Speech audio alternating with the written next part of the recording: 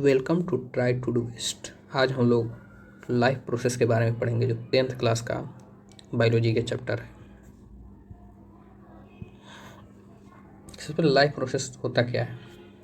The basic functions performed by living organism to maintain their life on the earth are called life process. मतलब जो basic function living organism के द्वारा perform किया जाता है इस अर्थ पे, पृथ्वी पे, अपने जीने के लिए, उसी को जीने के लिए, मतलब अपना जीवन जीने के लिए, उसी को हम लोग लाइफ प्रोसेस कहते हैं, बेसिक फंक्शंस।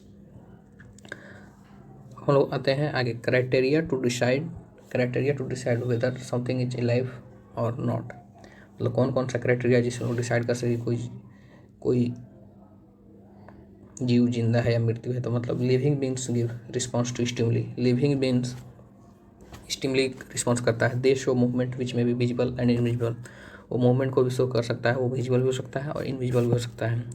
स्टिमुली का मतलब है किसी को आप चींटी काटिए तो उसको मतलब महसूस होगा कि चींटी काटा है। इसका सबसे अच्छा एग्जाम्पल है कि आप किसी को एक थप्पड़ मारिए, वो भी अगर आपको रिटर्न बैक थप्पड़ में लगा दिया तो समझिए कि उसको महसूस हुआ है। नहीं लगाया तो कोई बात ही नहीं। Living being can respire. Living being सांस ले सकता है, ग्रो बढ़ता है, reproduce and they have ability to evolve. मतलब उसके अंदर क्षमता होता है बदल समय के अनुसार अपने आप को बदलने का। All living beings have different shape, size, life span and they perform metabolic activity. सभी लिविंग बीइंग के पास डिफरेंट शेप होते हैं, मतलब अलग अलग शेप होते हैं, अलग अलग साइज होता है। लाइफ स्पेन मतलब जीने का आयु, जिसको आयु बोलते हैं, मतलब सब किसी का अलग अलग होता है, average. They perform metabolic activities को परफॉर्म करते हैं। अब आते हैं हम लोग न्यूट्रिशन के बारे में। न्यूट्रिशन क्या होता है? What is nutrition? Nutrition is the process of intake of nutrients by an organism as well as either utilization of this nutrients by the organism.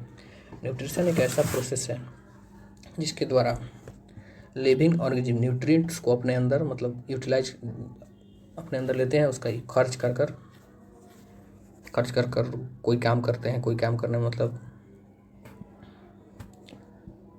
The food taken in by an organism contain a large number of nutrients like carbohydrate, fat, protein, mineral, vitamin and water. जो food organism लेते हैं, food, उसमें बहुत सारी large मात्रा में, मतलब अधिक मात्रा में न्यूट्रिएंट्स प्रेजेंट होते हैं। जैसे कार्बोहाइड्रेट प्रेजेंट होता है, फैट्स प्रेजेंट होता है, प्रोटीन्स प्रेजेंट होता है, मिनरल होते हैं, विटामिन होते हैं, वाटर होते हैं। अब आते हैं मोड ऑफ न्यूट्रिशन। न्यूट्रिशन के मोड्स, मतलब न्यूट्रिशन के टाइप्स। सबसे पहले मोड ऑफ न्यूट्रिशन क्या होता है? Method of obtaining food by the organism is called mode of nutrition. मतलब भोजन लेने की प्रक्रिया को, मेथड मतलब किस तरह से लेते हैं, उसी को हम लोग मोड ऑफ न्यूट्रिशन कहते हैं। तो मोड ऑफ न्यूट्रिशन दो प्रकार के होते हैं, एक ऑटोट्रॉपिक मोड ऑफ न्यूट्रिशन, एक heterotrophic mode of nutrition. Heterotrophic mode of nutrition फिर तीन प्रकार के होते हैं, इसमें holozoic nutrition, saprotrophic nutrition, parasitic nutrition. इन सब के बारे में हम आगे डिटेल में पढ़ेंगे। सबसे पहले आते हैं ऑटोट्रॉपिक न्यूट्रिशन क्या होता है। ऑटोट्रॉपिक, ऑटो का मतलब नाम से ही मालूम चल रहा है कि ऑटो मतलब self. The process through which organism are able to build up their own organic food from inorganic raw materials which are obtained from outside in the form of carbon dioxide and water in the presence of chlorophyll and sunlight। वैसा प्रक्रिया जिसमें organism अपना भोजन खुद बनाते हैं, किसके मदद से? ऑर्गेनिक फूड बनाते हैं किसकी मदद से? इनऑर्गेनिक रॉ मटेरियल्स की मदद से, जो कि ऑब्टेन होते हैं। इनऑर्गेनिक रॉ मटेरियल कहाँ से ऑब्टेन होते हैं?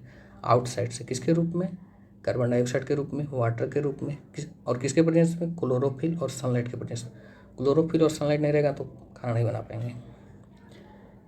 These organisms are also called autotrophs और autotrophic organism। इन ऑर्गेनिज्म को हम लोग ऑटोट्रॉप्स भी कहते हैं या ऑटोट्रॉपिक ऑर्गेनिज्म कहते हैं। इसका सबसे बढ़िया एग्जांपल है green plants and some bacteria.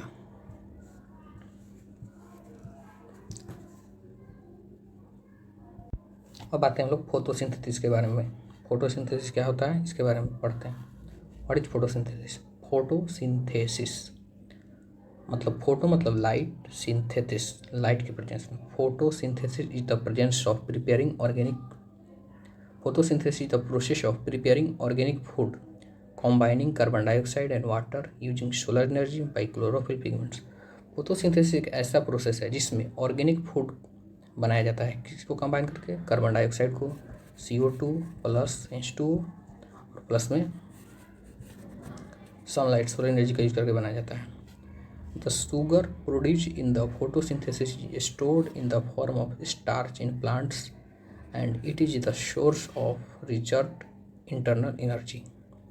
जो शुगर इसमें प्रोड्यूस होते हैं फोटोसिंथेसिस के द्वारा से, वो स्टोर होते हैं प्लांट में स्टार्च के रूप में and it is the source of reserve internal energy. और इंटरनल एनर्जी का सोर्स, रिजर्व इंटरनल एनर्जी का सोर्स कौन होता है? यही स्टार्च। स्टार्च क्या होता है? रिजर्व इंटरनल एनर्जी का सोर्स होता है। रिजर्व इंटरनल एनर्जी का सोर्स होता है स्टार्च। जैसे फिगर में दिखाई दे रहा होगा कैसे मतलब प्लांट अपना भोजन बनाते हैं, फिगर में देखकर समझ लीजिएगा, ज़्यादा कुछ खास नहीं है। अब आते हैं इक्वेशन ऑफ फोटोसिंथेसिस। फोटोसिंथेसिस का इक्वेशन क्या होता है? फोटोसिंथेसिस का इक्वेशन है CO2 प्लस H2O, सनलाइट के प्रेजेंस में क्लोरोफिल के प्रेजेंस में C6H12O6, ग्लूकोज का फॉर्मूला यही होता है C6H12O6, 6H2O प्लस 6CO2। ये एग्जाम में पूछता है VVI। एग्जाम को बैलेंस करने के लिए 6 इधर 12। Requirement for photosynthesis. फोटोसिंथेसिस के लिए कौन कौन चीज़ रिक्वायरमेंट है? सबसे पहले sunlight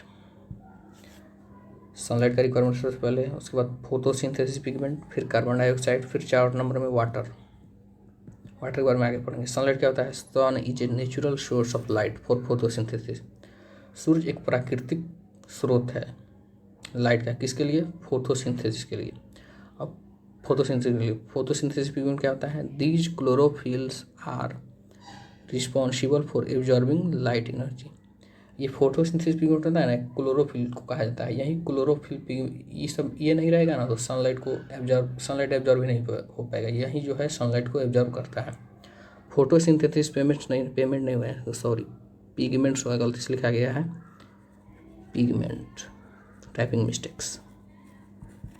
photosynthesis pigment are present in all green parts of plant.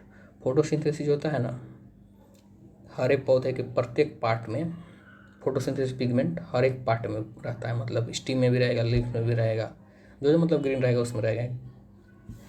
उसके बाद है carbon dioxide. All the plant need carbon dioxide to form carbohydrate. सभी पौधे को कार्बन डाइऑक्साइड की जरूरत होती है कार्बोहाइड्रेट को परफॉर्म करने के लिए। The carbon dioxide is obtained by the plant from the atmospheric air. Atmosphere के वातावरण के वायु से कार्बन डाइऑक्साइड प्राप्त होता है प्लांट को। इन द टेरेस्ट्रियल प्लांट्स, मतलब मरुस्थलीय पौधे में, the carbon dioxides enters into the cells of leaves through tiny pores called stomata which always remain present on the surface of leaves.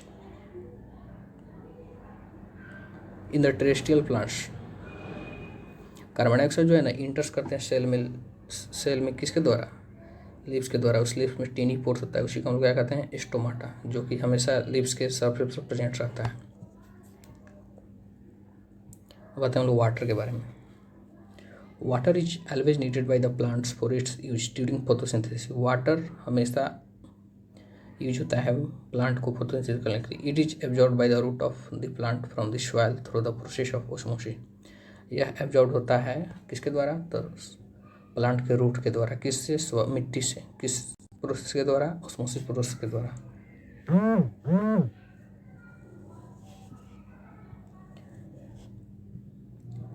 Inside the chloroplast of leaves, the water molecules split into hydrogen and oxygen with the help of light energy of solar light. Chloroplast के अंदर, leaves के chloroplast के अंदर the water का molecule स्प्लाइट होता है hydrogen, मतलब hydrogen और ऑक्सीजन में, with the help of light energy of solar lights, sunlight के हेल्प से, मतलब मदद से।